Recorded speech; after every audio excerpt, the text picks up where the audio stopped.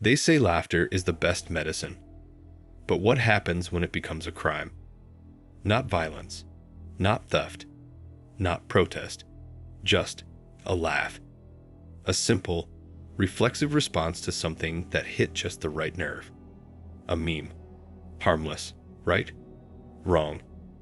In the world we live in now, even your smallest emotional reflexes can be used against you, especially when they're out of sync with the officially approved emotional spectrum. Last Monday, I woke up to find my door sealed shut. No warning, no alarm, just a red light flashing on the doorknob and a voice calmly announcing, "House arrest, code 7. Emotional misconduct detected."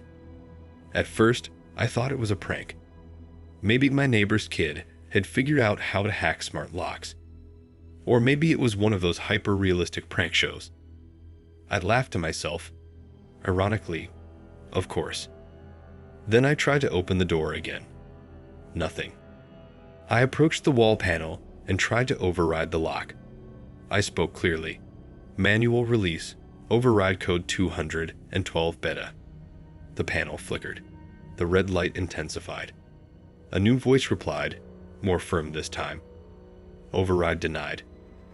Emotional dissonance logged. Escalation pending." That's when I knew this was serious. I turned to my phone. No signal. Not even Wi-Fi. My home assistant wouldn't respond to anything not directly related to the lockout. And then, as if on cue, the main display screen in my living room powered on, displaying an official crest, the Department of Emotional Safety.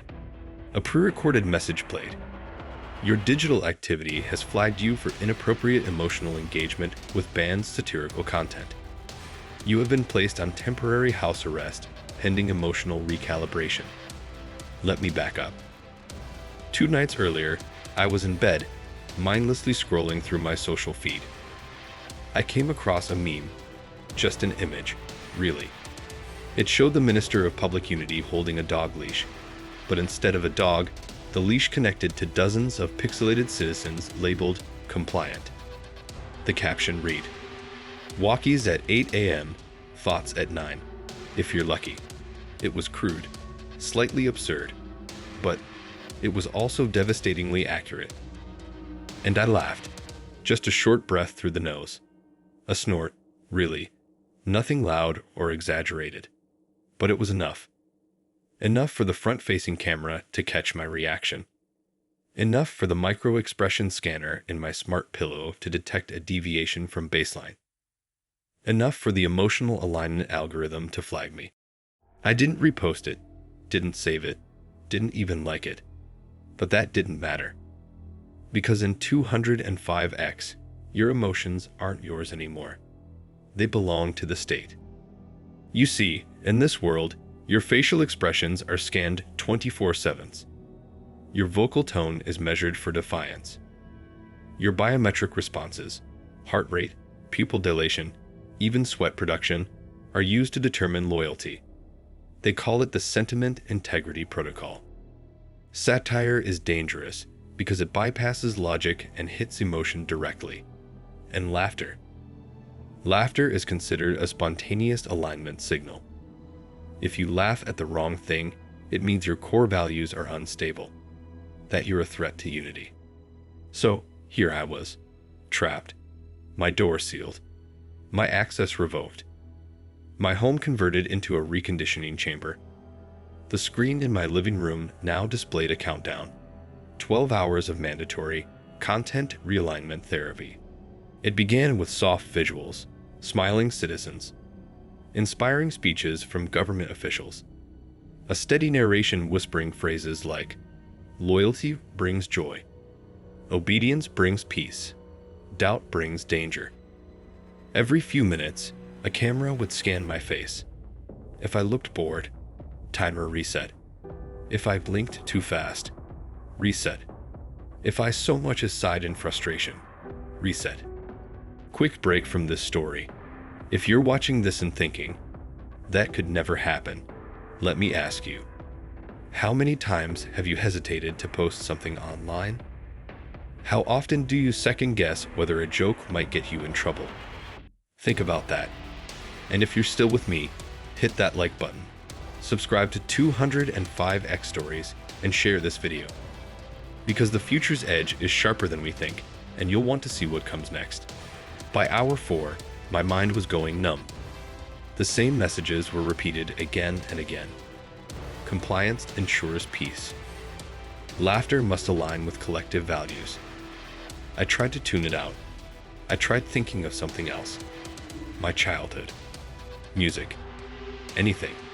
But the AI I was watching, it noticed emotional drift. Reset.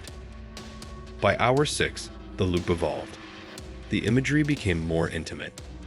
Scenes of families at dinner, kids laughing in school, all smiling in perfect harmony.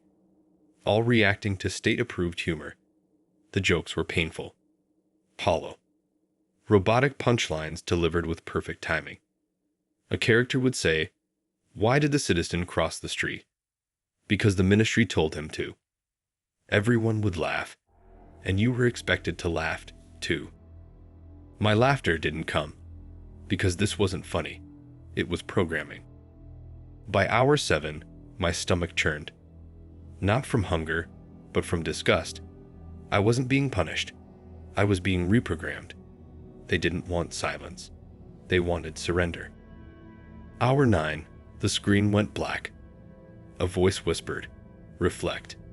No visuals, no prompts. Just that word over and over. Reflect, reflect, reflect. On what? My mistake. My disobedience. My betrayal of the state-approved humor matrix. I began questioning myself. Was it just a joke? Or was it really an act of emotional rebellion? Did I deserve this? That's the thing about systems like this. They don't break you. They make you break yourself. Hour 10. I closed my eyes and tried to remember what it felt like to laugh freely. To see something absurd, something real, and react without fear. But that memory was already fading. Now all I could hear was that automated chuckle track and the dry voice of the minister saying, "Freedom lies in regulation." Hour 11. The loop started again. Same messages, same forced laughs. But this time, I didn't react at all. Not because I agreed, but because I was tired. My emotions weren't gone, just shelved, packed away. Hour 12. The screen displayed a final message. Emotional deviation corrected. Access restored. The door clicked open. I stepped outside into the hallway. No one spoke. No one acknowledged me. Neighbors kept their eyes on their doors. I saw one glance at me, then quickly look away. He didn't want to catch my defiance like a disease. Back at work, nothing was said. But I noticed fewer people making eye contact. My chat log was archived. My old humor tags deleted. It was like I had been gently erased. Not completely, but just enough to make me question whether I had ever existed in the same way.